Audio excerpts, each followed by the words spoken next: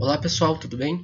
Então na aula de hoje a gente vai falar sobre um pouco da teoria dos ácidos e das bases. Tá? A gente vai falar sobre alguns exemplos, as principais aplicações e também um exemplo do que acontece quando a gente utiliza esses compostos em água, com qual é o comportamento deles e quais são as principais características.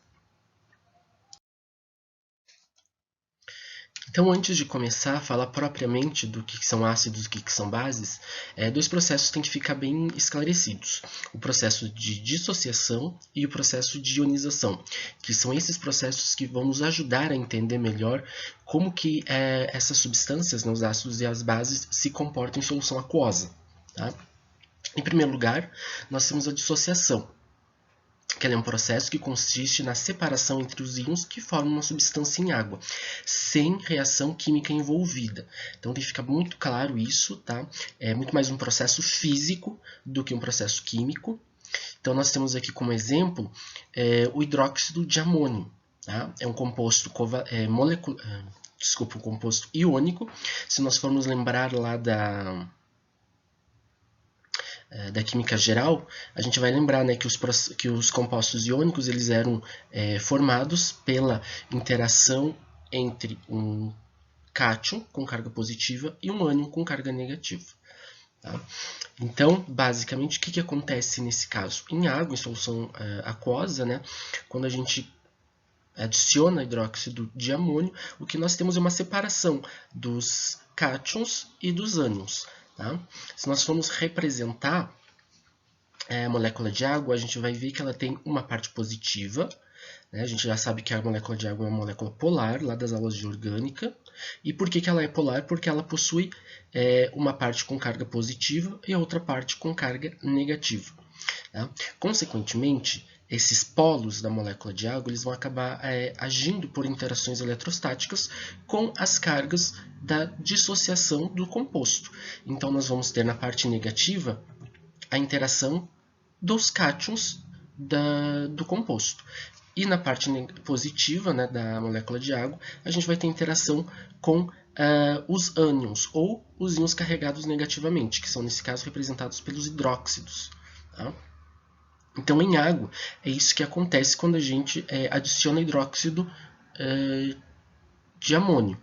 Tá? Ele vai se separar nas suas partes e as moléculas de água elas vão funcionar como uns ímãs, atraindo as partes positivas, né, desse composto para o seu polo negativo e atraindo as partes então negativas para o seu polo positivo.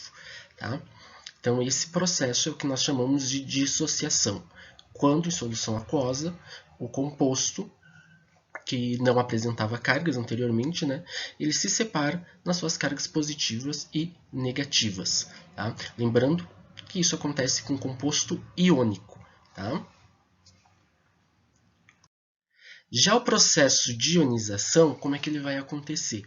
É um processo onde há formação de espécies iônicas a partir de uma reação química entre espécies neutras. Então, nós temos nesse processo uma reação química envolvida. Tá? Então, nós temos aqui como exemplo o cloreto de hidrogênio ou ácido clorídrico, que em água vai formar o íon hidrônio, que é H3O+, e o ânion cloreto. Tá? A diferença do processo de ionização para o processo de dissociação é que no processo de dissociação nós não tínhamos uma reação química envolvida. Outra diferença é que nós podemos perceber que no processo de ionização os dois compostos são moleculares. Tá? E eles vão se comportar, depois vão acabar gerando cargas, consequentemente se transformando em compostos iônicos. Tá? Então aqui nós temos como exemplo o cloreto de hidrogênio, ou ácido clorídrico, né? Que quando interage com uma molécula de água, ela forma o íon hidrônio, que é H3O+, mais o seu ânion formado a partir da perda da carga positiva do hidrogênio. Tá? Então, se eu tenho a perda desse hidrogênio, o cloro vai ficar com uma carga negativa, formando então o ânion cloreto. Tá? Ressaltando então que nesse caso, o cloreto de hidrogênio, ou ácido clorídrico aqui representado, é um composto molecular, tá? Um composto formado por ligações covalentes, como nós já vimos isso na química geral. Tá? Então, a dissociação ela ocorre entre compostos iônicos quando dissolvidos em água, tá? Então, eles vão se separar em suas cargas positivas e negativas. Já uma ionização, uma reação de ionização, né, é quando nós temos compostos moleculares que, quando adicionados em água, né, formam dois novos produtos, o hidrônio e a contraparte negativa, tá? Que nesse caso aqui é o ânion cloreto. Ok? Então, antes de introduzir o termo, né, ácidos e bases, a gente vai ver então duas teorias principais que explicam a existência desses compostos. A primeira delas é a teoria de Arrhenius, tá? Que descreve que um ácido é um composto que contém hidrogênio e que reage com água pelo processo de ionização para formar íons hidrônio, que a gente representa por H3O+. Então, como exemplos, nós temos aqui no HCl, que tem uma ligação covalente associada, reagindo com água vai formar H3O+, e cloro menos, ou ânion cloreto. Tá? Nesse caso aqui, CH4 mais H2O, ele é um composto que tem hidrogênio. Tá? Só que nesse caso, esses hidrogênios ligados ao carbono do metano, que é o CH4, nenhum deles vai sofrer ionização se ligando à água, portanto não vai haver formação do íon hidrônio, tá? Consequentemente, CH4 ele não é uma substância ácida. Tá? Já uma base, segundo a teoria de Arrhenius, é um composto que produz íons hidróxido, OH-, em água pelo processo de dissociação. Tá? Então, nós temos aqui o NaOH, que é o hidróxido de sódio, quando dissolvido em água, em solução vão ter então as suas partes Na+, OH-. A limitação da teoria de Arrhenius é que essa teoria só explica o comportamento dos ácidos e das bases em água.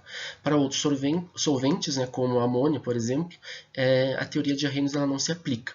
Então aqui nós temos o HCl e o NH3 formando NH4+, e Cl-.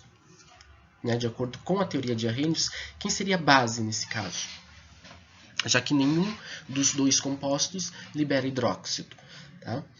Então, a teoria de Arrhenius não serve para explicar esse comportamento das substâncias em outros solventes, só serve para ser utilizado em água. Tá?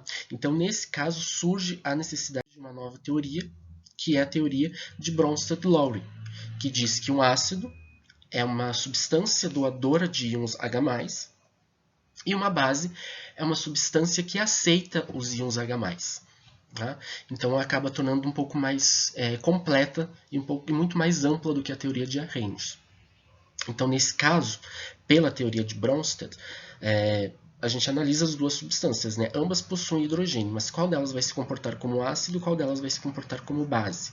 A gente sabe que a tendência maior é que o ácido clorídrico acabe doando o seu próton, o seu hidrogênio, tá? Formando então o íon H3O+.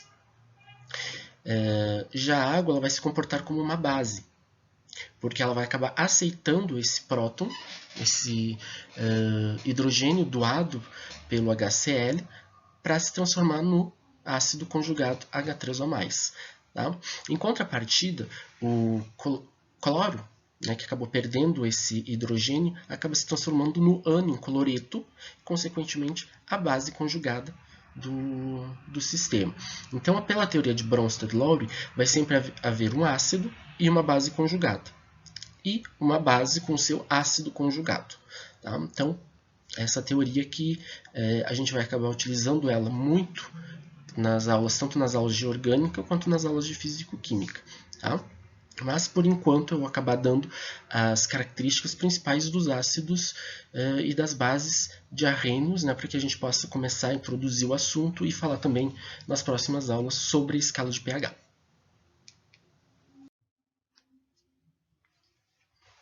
Aqui, então, no outro exemplo, né, do ácido clorídrico com amônio, a gente vai ver que apesar de a amônia também ter 3 átomos de hidrogênio, a tendência maior é de que o HCl doe o seu hidrogênio para a amônia. Então, nesse caso, o que vai acontecer? A amônia tinha a estrutura NH3. Ela aceitou um hidrogênio do HCl, vai ficar com a estrutura NH4+. Tá? E como ela tem um hidrogênio a mais, ela vai ficar com essa carga positiva, sendo considerada, portanto, o ácido conjugado. Já o HCl, que acabou perdendo esse átomo de hidrogênio, né, esse próton, vai ficar como o ânion cloreto Cl-, sendo por isso considerada a base conjugada. Tá?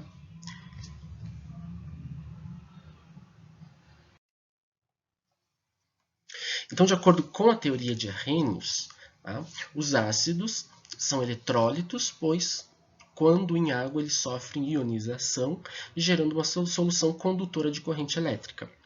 Vão reagir com vários metais no processo de corrosão e produzindo gás hidrogênio. Então, como exemplo, nós temos o que a gente viu na aula passada de química geral, onde a gente misturava pedaços de magnésio metálico, tá, com uma solução de ácido clorídrico concentrado, tendo como resultado cloreto de magnésio, que é um sal, e a liberação de gás hidrogênio, que é um gás muito mais leve do que o ar atmosférico, por isso acaba borbulhando e subindo muito mais rápido. Né? Os ácidos eles também reagem com os carbonatos e com bicarbonatos, produzindo gás carbônico. Então, como exemplo, nós temos o carbonato de bário reagindo com ácido clorídrico, que no final do processo vai acabar gerando cloreto de bário, água e dióxido de carbono. Na verdade, o que acontece nesse caso é que essa reação aqui forma o ácido carbônico, só que como ele é um ácido muito instável, ele acaba se decompondo então em molécula de água e dióxido de carbono. Tá? Então, por isso que eu não representei aqui a reação do ácido carbônico, porque ele é muito instável. Tá? Os ácidos eles também atuam sobre a cor de indicadores ácido-base, que são substâncias que, quando adicionadas a uma substância ácida, ficam de uma cor, e quando adicionadas a uma substância básica, ficam de outra cor. Tá? A gente viu um exemplo disso também nas aulas de química geral, quando a gente adicionou solução alcoólica de fenolftaleína em um ácido, né, e a gente presenciou que a substância ficava sem coloração. Tá? E também eles apresentam um sabor azedo. Já as bases de Arrhenius, por sua vez, né, elas também formam soluções eletrolíticas quando dissolvidas em água, no processo de dissociação, que foi o que a gente viu anteriormente. Tá? Elas liberam seus íons, tá?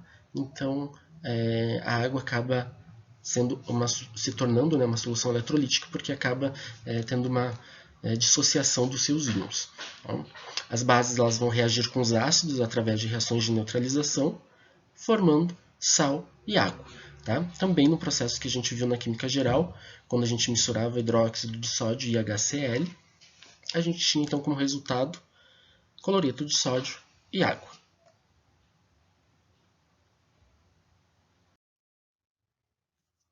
As bases elas vão apresentar também uma coloração característica quando misturadas com substâncias indicadoras, né, ácido-base. Então, aqui como exemplo, a gente tem a fenolftaleína. Então, uma substância ácida com fenolftaleína acaba ficando incolor, já uma substância básica acaba ficando violeta. Tá? E a característica organoléptica das bases é que elas têm sabor adstringente.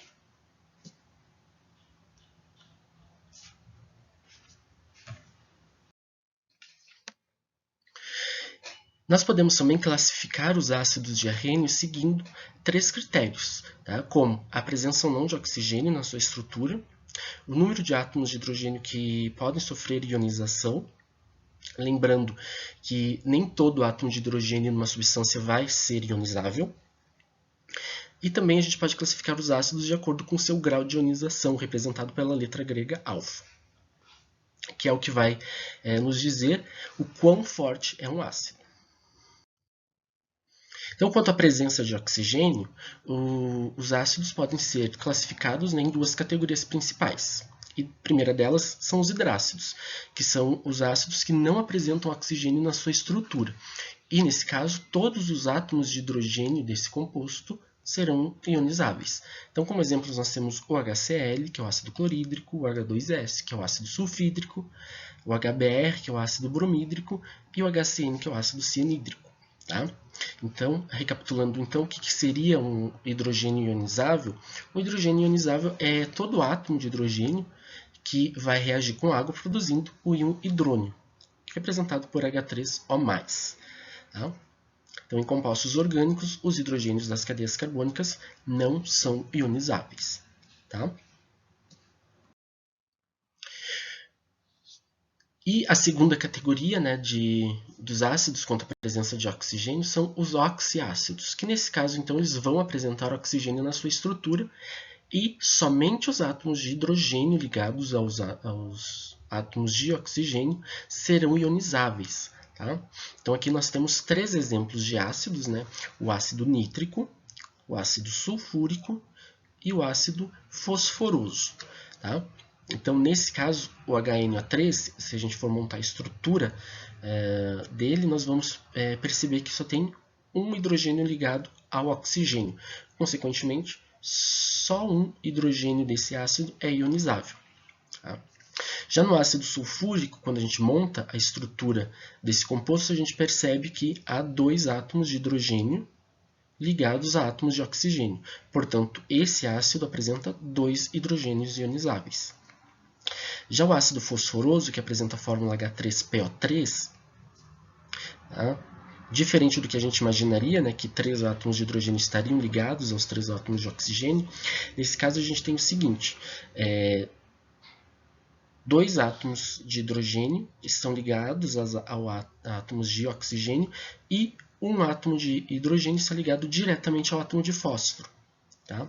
Consequentemente, quantos átomos de hidrogênio desse ácido são ionizáveis?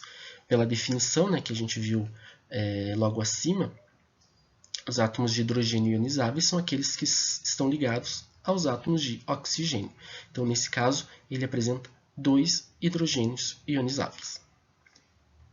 Tá? E esse outro aqui, ele acaba ficando ligado ao átomo de fósforo, tá? E não forma, no caso, o íon hidrônio. Com relação ao número de hidrogênios ionizáveis, os ácidos eles podem ser classificados como monopróticos, que apresentam só um átomo de hidrogênio ionizável, e polipróticos, que apresentam mais de um átomo de hidrogênio ionizável. Então, como exemplos de ácidos monopróticos, nós temos o HCl, o HCN, o HBr, o HI, tá? Que são átomos que apresentam somente, que são compostos que apresentam somente um átomo de hidrogênio ionizável. Já os polipróticos, né? Como exemplos nós temos o H2SO4, que tem 2 hidrogênios ionizáveis, o H3PO4, que apresenta 3 hidrogênios ionizáveis, tá? E o próprio ácido fosforoso que a gente viu anteriormente, né? Que apresenta 2 hidrogênios ionizáveis. Aqui eu trouxe 3 exemplos, né, da série dos ácidos de fósforo. Então a gente tem que tomar cuidado, né, na hora de montar a estrutura desses compostos, porque nem sempre o número de átomos de hidrogênio estão representados, de hidrogênios ionizáveis, estão representados na fórmula. Então a gente precisa analisar a estrutura desse composto para saber quais deles serão ionizáveis. O ácido hipofosforoso, por exemplo, ele tem 3 hidrogênios, tá? Ele é um oxiácido, porém ele não é poliprótico. Apesar de ter 3 átomos de hidrogênio, somente um deles é ionizável, porque somente um desses átomos de hidrogênio está ligado diretamente ao átomo de oxigênio. Os outros 2 átomos de hidrogênio são ligados ao fósforo. Consequentemente, a gente classifica esse ácido aqui, o ácido hipofosforoso, como sendo um ácido monoprótico. Tá? Já o ácido fosfórico, que a gente viu anteriormente, que apresenta a fórmula H3PO3, também ele não apresenta 3 hidrogênios ionizáveis. Tá? Somente 2 desses átomos de hidrogênio estão ligados a átomos de oxigênio. E um deles, né, o terceiro, então, permanece ligado ao átomo de fósforo. Já o ácido fosfórico, aí sim, né, ele apresenta a fórmula H3PO4, apresenta todos os átomos de hidrogênio ligados a oxigênios. Consequentemente, todos esses 3 átomos de hidrogênio são ionizáveis. Tá? E também a gente vai ter que ver mais sobre isso quando a gente for montar as reações de ionização de cada ácido. Né? Então, para ácidos monopróticos, eles vão apresentar somente uma reação de ionização. E os ácidos polipróticos vão apresentar mais de uma reação de ionização, dependendo da quantidade de átomos de hidrogênio que eles têm ionizáveis. Tá? No caso do ácido fosforoso, ele vai apresentar 2 reações de ionização. E o ácido fosfórico vai apresentar 3 reações de ionização.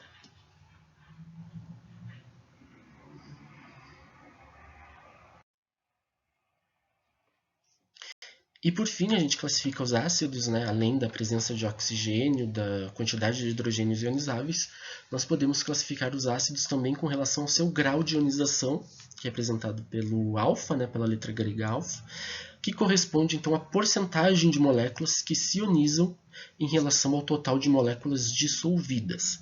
Tá? Então, nesse caso, os ácidos eles podem ser fortes, que apresentam um alfa de mais de 50%, ou seja, a maioria das moléculas de ácidos se ionizam em água.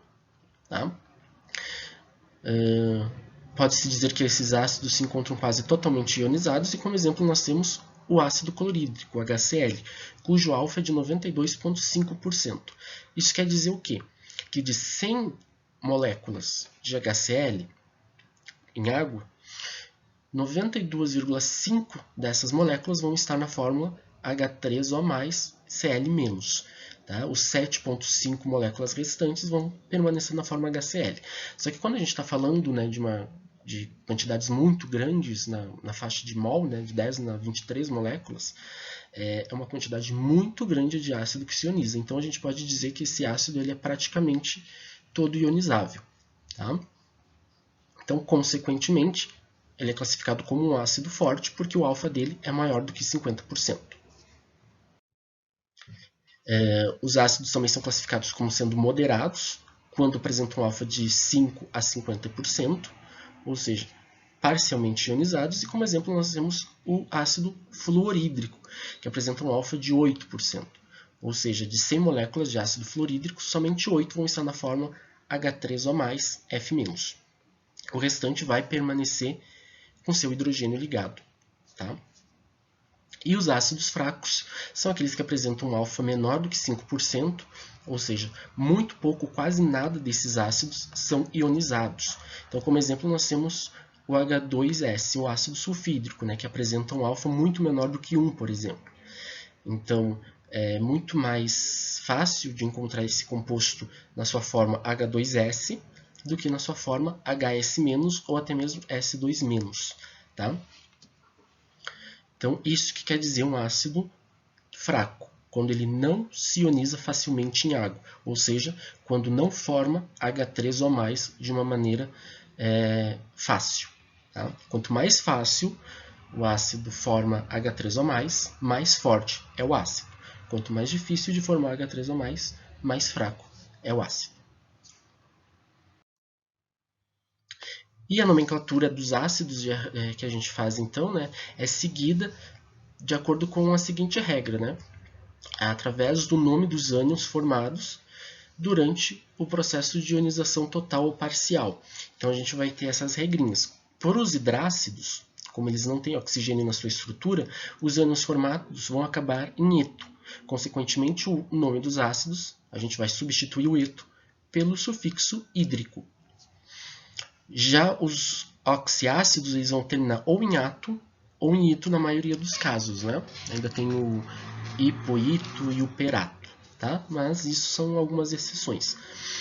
Então, os ânions oxigenados que terminarem em ato vão formar ácidos terminado com sufixo ico. E os ânions terminados com sufixo ito vão formar ácidos terminados com sufixo oso. Tá? Então tem uma tabela, né, para a gente seguir. Eu vou disponibilizar essa tabela no material de vocês, que é uma tabela resumida daquela da apostila de Química Geral, que é essa daqui. Tá? Então, por exemplo, os ânions que terminarem em eto, né, o fluoreto, cloreto, brometo e iodeto, eles vão formar ácidos terminados em hídricos, de acordo com aquela regrinha que a gente viu anteriormente. Então, fluoreto forma ácido fluorídrico, cloreto, clorídrico, e assim sucessivamente. Tá? Já os ânions terminados em ito, como aqui nós temos o fosfito, hipofosfito, nitrito, sulfito, vão formar ácidos terminados em oso, no caso o ácido hipofosforoso. E um fosfito vai formar o ácido fosforoso. Tá? O íon sulfito vai formar o ácido sulfuroso. Tá? O íon clorito vai formar o ácido cloroso. Tá? Já os ânions que terminam em ato, como no caso, né, o íon fosfato, o íon carbonato, o íon nitrato, o íon sulfato, vão formar ácidos terminados em ico, como exemplo, ácido fosfórico, ácido nítrico, ácido sulfúrico, ácido clórico, tá bom? Então a gente vai ver alguns desses exemplos, né, na prática nos exercícios que tem naquela lista que eu mandei para vocês. Então, como exemplos, né, nós temos aqui algumas reações de ionização, né? Então, HF com H2O formando H3O+, mais F-. A gente vai lá na tabela, vai ver que o F- é o ânion fluoreto.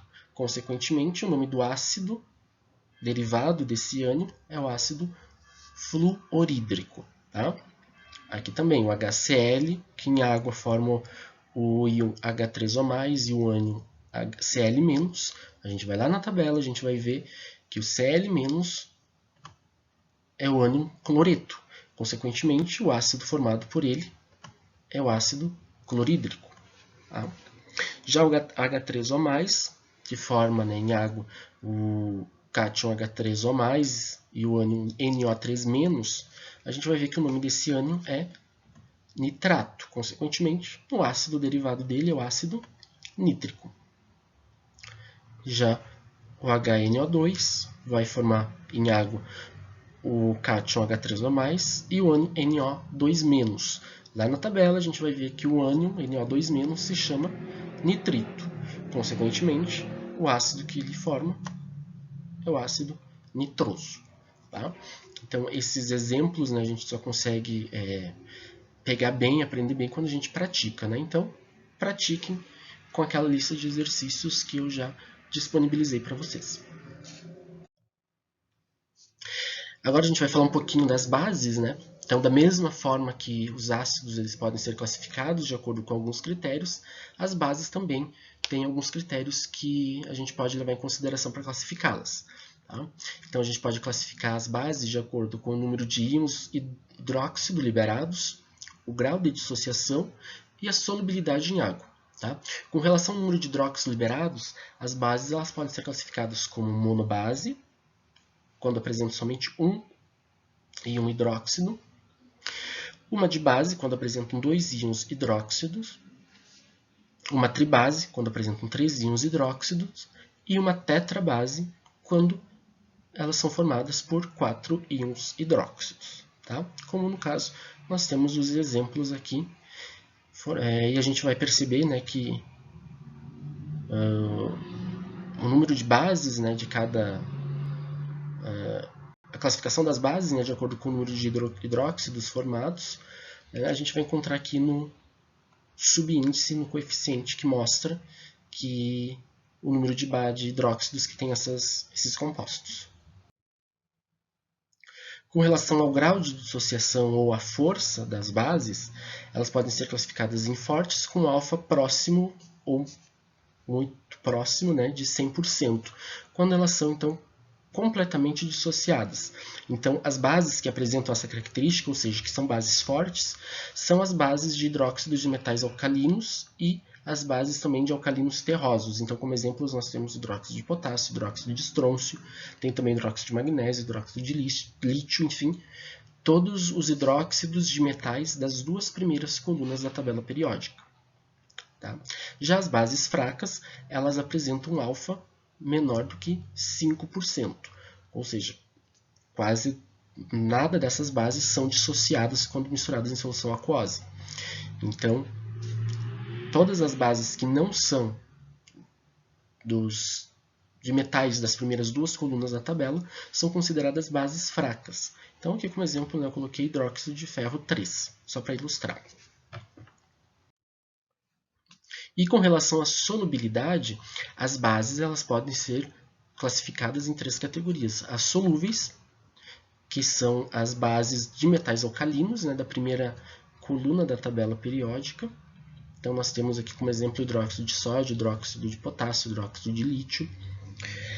As bases pouco solúveis, que daí são as bases de metais alcalinos terrosos, como exemplo hidróxido de magnésio, e as bases que são classificadas como sendo praticamente insolúveis, que são os hidróxidos de outros metais, né? Então, como exemplo, hidróxido de alumínio, hidróxido de ferro, hidróxido de cobre, hidróxido de prata, enfim, todas essas bases elas são praticamente insolúveis, quase nada dessas bases se dissolve em água. Tá? Com relação à nomenclatura, ela vai depender então da carga elétrica do cátion ligado ao íon hidróxido, e essa carga ela pode ser fixa ou variável.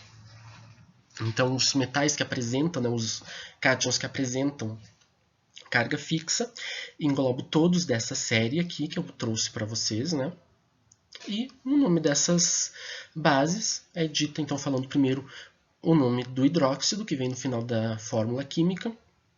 Posteriormente, a gente fala o nome do cátion, né? Então, aqui nós temos hidróxido de amônio, hidróxido de sódio, tá? Com relação aos cátions que apresentam carga variável, da gente são praticamente todos aqueles do meio da tabela periódica, né, que apresentam mais de uma carga positiva, né? Então, como que a gente nomeia esses compostos, a gente então coloca o número da carga deles em romanos entre parênteses, tá? Então, por exemplo, o hidróxido de cobre monobase, a gente vai chamar de hidróxido de cobre 1.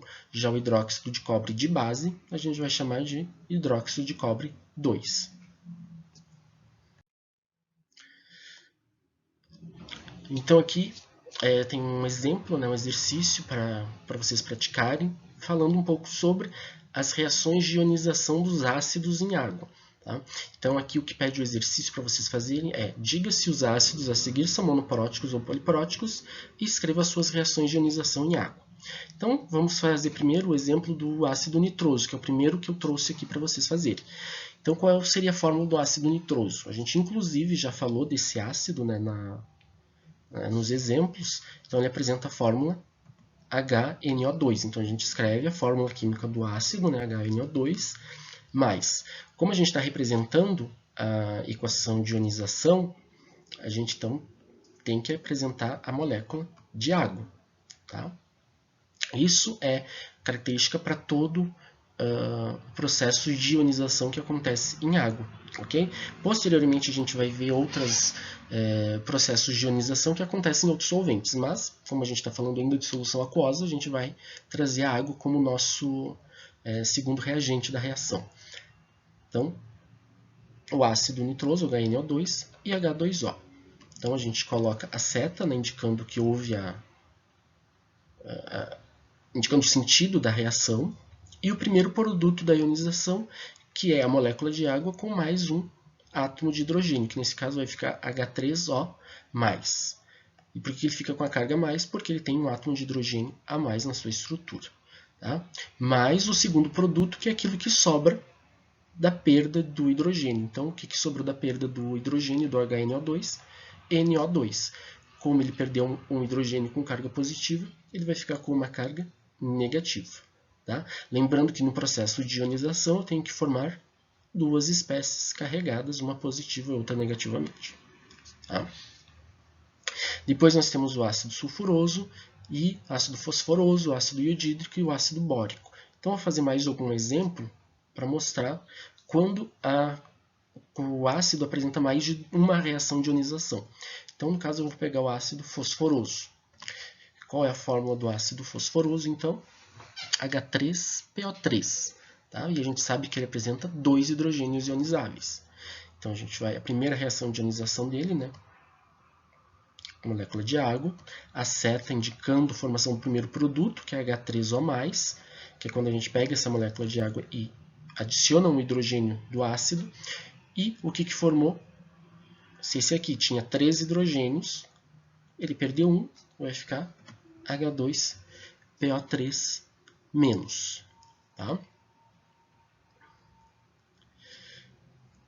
e ele tem dois hidrogênios ionizáveis, então a gente tem que representar essas duas equações. Então a segunda reação vai começar aqui, né? H2PO3- mais H2O, vai formar então H3O+, e esse H2PO3-, que tinha dois hidrogênios, vai ser representado agora como tendo um hidrogênio só, HPO3-2-.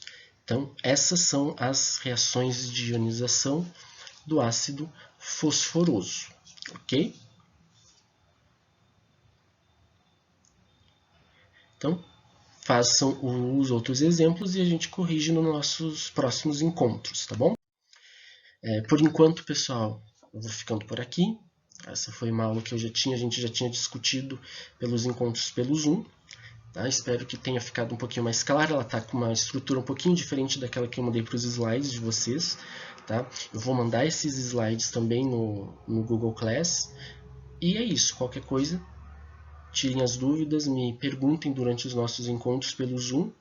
E semana que vem a gente continua então com mais uma aula agora falando sobre a escala de pH, que a gente já discutiu em algumas aulas, né? A gente já falou isso, inclusive nas aulas de Química Geral. A gente vai ver agora direitinho como é que a gente determina essa escala de pH, como é que ela é determinada, o que ela significa e como que a gente vai identificar as soluções ácidas e básicas com base nessa escala. Tá bom? Então, até mais!